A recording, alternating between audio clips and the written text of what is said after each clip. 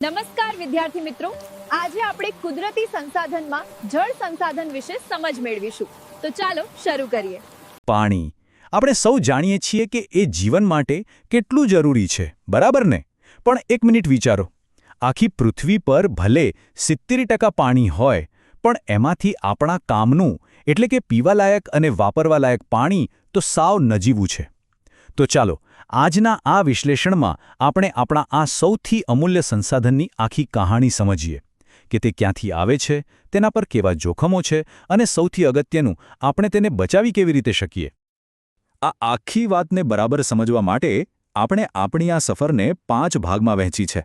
આપણે શરૂઆત કરીશું પાણીના મૂળ સ્ત્રોતોથી, પછી જોઈશું કે તેના પર સંકટ શું છે અને અંતે તેને બચાવવાના નક્કર ઉપાયો પર વાત કરીશું. તો ચાલો સૌથી પહેલા અને સૌથી મૂળભૂત સવાલથી શરૂઆત કરીએ. આ પાણી જે આપણા જીવનનો આધાર છે, એ આખરે આવે છે ક્યાંથી? આ સમજવું એટલા માટે જરૂરી છે કારણ કે આ 3 મુખ્ય સ્ત્રોત જ આખા જળચક્રનો પાયો છે. જ્યારે આપણે જળ સંસાધન એવો શબ્દ વાપરીએ છીએ ત્યારે એનો મતલબ ખાલી પાણી નથી હોતો.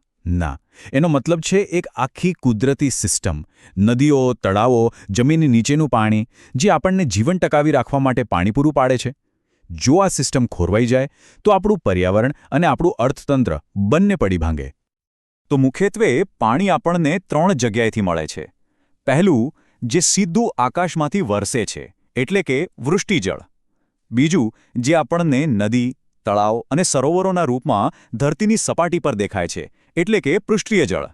અને ત્રીજું, જે જમીનની અંદર છુપાયેલું છે, એ ભૂમિગત જળ. આ ત્રણે ભેગા મળીને જ આપણો પાણીનો પુરવઠો બનાવે છે.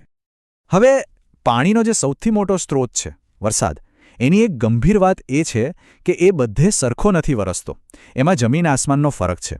એક બાજુ આપણા ભારતમાં જ મેઘાલય છે, જ્યાં દુનિયામાં સૌથી વધુ વરસાદ પડે છે, તો બીજી બાજુ ચીલી અને ઇજિપ્ત જેવા દેશો છે, જ્યાં રણ જેવી સ્થિતિ છે. આ કુદરતી અસમાનતા જ દુનિયાના જુદા જુદા પર્યાવરણ અને અર્થતંત્રોને ઘડે છે. વરસાદની વાત તો થઈ. હવે આવીએ બીજા સ્ત્રોત પર, પૃષ્ઠીય જળ. આ એ પાણી છે જે આપણે રોજ જોઈએ છીએ. નદીઓમાં વહેતું, સરોવરોમાં સ્થિર, ઝરણામાં ખળખળ કરતું. સાચું કહીએ તો આ જ પાણી પૃથ્વી પર જીવનની જીવાદોરી છે. અને જ્યારે આપણે પૃષ્ઠીય જળની વાત કરીએ તો એનું સૌથી મોટું, સૌથી જબરદસ્ત ઉદાહરણ છે અમેરિકા અને કેનેડામાં આવેલા ગ્રેટ લેક્સ. જરા કલ્પના કરો, આ 5 વિશાળ સરોવરોમાં દુનિયાના કુલ મીઠા પાણીનો લગભગ 21% જથ્થો સમાયેલો છે. કેટલું વિરાટ હશે, નહીં? આ તો થઈ દુનિયાની વાત. પણ ભારતમાં પણ આપણી નદીઓ કંઈ કમ નથી. એ તો આપણા દેશના વિકાસની લાઇફલાઇન છે. પછી એ ભલે ગંગા પરનો તેહરી બંધ હોય, સતલજ પરનો ભાખરા નાંગલ હોય કે પછી નર્મદા પરનો સરદાર સરોવર. આ બધા મોટા બંધોએ દેશના વિકાસમાં બહુ મોટો ફાળો આપ્યો છે. ઓકે, તો આપણે આકાશમાંથી આવતા પાણીની વાત કરી, જમીન પર વહેતા પાણીની વાત કરી. પણ હવે વાત કરીએ એ પાણીની જે દેખાતું જ નથી પણ છે બહુ જ કિંમતી. હા, હું વાત કરું છું ભૂમિગત જળની, એટલે કે ગ્રાઉન્ડ વોટરની. હવે સવાલ એ થાય કે આ જમીનની નીચે પાણી પહોંચે છે કેવી રીતે? તો જુઓ, જ્યારે વરસાદ કે નદીનું પાણી ધીમે ધીમે માટી અને ખડકોના સ્તરોમાંથી ગળાઈને નીચે ઉતરે છે. આ પ્રક્રિયામાં વર્ષો, ક્યારેક તો સદીઓ લાગે છે, અને એમ કરતાં કરતાં જમીનની નીચે પાણીનો એક વિશાળ ભંડાર તૈયાર થાય છે. અને આનું જીવંત ઉદાહરણ જોવું હોય તો ક્યાંય દૂર જવાની જરૂર નથી. આપણા ગુજરાતને જ લઈ લો. અહીં ઘણા વિસ્તારોમાં જ્યાં સપાટી પર પાણી ઓછું છે, ત્યાં ખેડૂતો ટ્યુબવેલ એટલે કે બોરવેલ દ્વારા આ જ ભૂગર્ભ જળ બહાર કાઢીને ખેતી કરે છે. આ પાણી લાખો લોકોની રોજીરોટીનો આધાર છે. અત્યાર સુધી આપણે બધી સારી સારી વાતો કરી. પાણી ક્યાંથી આવે છે, કેવી રીતે કામ લાગે છે. પણ હવે આ ચર્ચા એક ગંભીર મોડ લેવાની છે.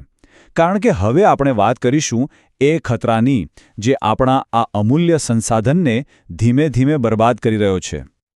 આ સવાલ સીધો અને સણસણતો છે. જરા વિચારો, શું થાય જો આ જ જીવાદોરીમાં, આ જ પાણીમાં ઝેર ભળી જાય તો?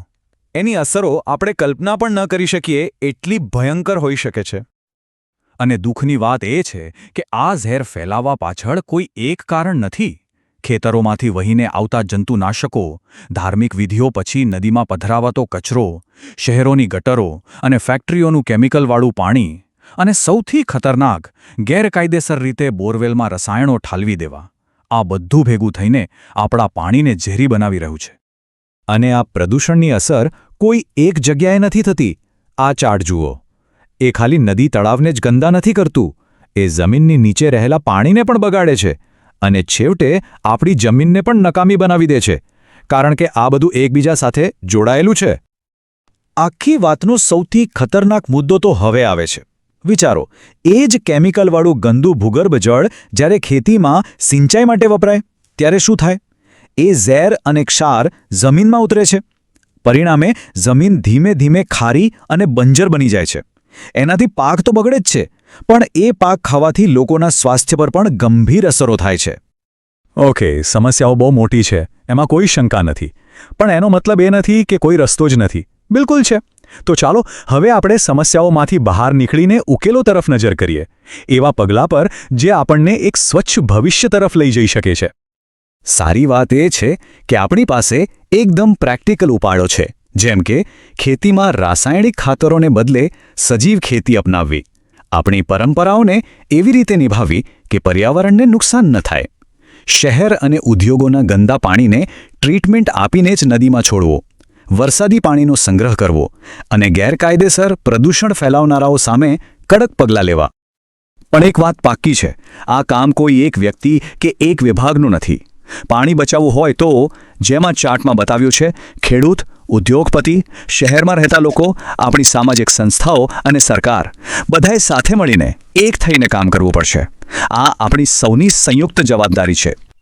આ એક બહુ જ ઊંડી અને સુંદર વાત છે. આપણે નદીઓને માં કહીએ છીએ, એ આપણી શ્રદ્ધા છે. તો પડકાર એ નથી કે શ્રદ્ધા છોડી દઈએ. પડકાર એ છે કે આપણે એવી નવી પરંપરાઓ બનાવીએ જે સાચા અર્થમાં એ માનું સન્માન કરે, એટલે કે તેને ગંદી થતી બચાવે. ટૂંકમાં આખી વાતનો સાર એક જ છે. આપણું લક્ષ્ય એક જ હોવું જોઈએ. એક થઈને એક જૂથ પ્રયાસથી આપણા સૌથી કિંમતી સંસાધન એટલે કે પાણીને બચાવવું. આના સિવાય બીજો કોઈ વિકલ્પ નથી. આ ચર્ચા ભલે અહીં પૂરી થાય, પણ આ સવાલ હંમેશા આપણી સાથે રહેશે. પાણી એ આપણને પૂર્વજો તરફથી મળેલો વારસો છે. આવનારી પેઢીઓ માટે આપણે તેના કેવા સંરક્ષક બનીશું તે નિર્ણય આજે આપણે સૌએ સાથે મળીને લેવાનો છે.